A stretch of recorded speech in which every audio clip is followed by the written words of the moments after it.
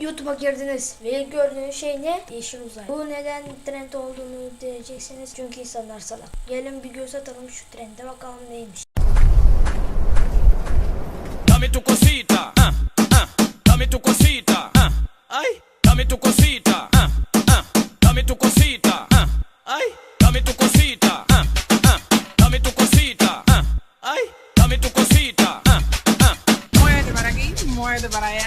dame tu cosita, ay, toma, cosita, dame tu cosita, ay, toma, cosita, dame tu cosita, ay, toma.